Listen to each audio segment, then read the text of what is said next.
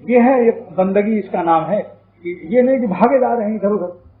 فلاں سے غیبت، فلاں سے رو رہے ہیں کہ ہائے کیا ہو، ارے ہائے ہائے اللہ کو سناؤ. تو ہمارا حال یہ ہے کہ کوئی پریشانی آئے گی تو پاگل ہو جائیں گے، بھاگے بھاگے پھریں گے، جائیں گے دنیا بھر کے انسانوں کے پاس جائیں گے، مگر اپنے مالک کے پاس 2 رکعت صلاۃ حاجت پڑھ کر دعا مانگنے کی جس کو توفیق ہو جائے نہیں ہوتی، کم لوگوں کو ہوتی. حالانکہ سنت یہ بھی ہے، حضور صلی اللہ علیہ وسلم کو کوئی پریشانی آتی تھی، اذا حضبہ امر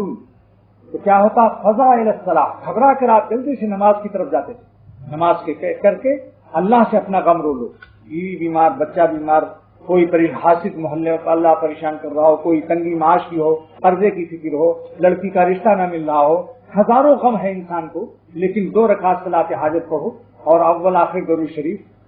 اور ترمذی شریف کی اگر وہ روایت بھی یاد ہو، لا الہ الا اللہ الحلیم الکریم والی دعا جو مسنون دعا میں بھی ہے، میرے ہاں ملتی ہے کتاب مسنون دعا،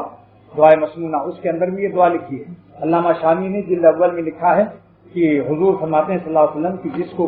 کوئی حاجت پیش آئے، چاہے وہ انسان سے پیش آئے یا اللہ سے پیش آئے، ان کانت لہو حاجت الی اللہ او الی الناس، چاہے اللہ سے فریاد کرنا ہو یا کسی انسان ہی سے کام پڑ جائے، تو 2 رکعت پڑھ کر کے سلام پھیرنے کے بعد یہ دعا پڑھ لو،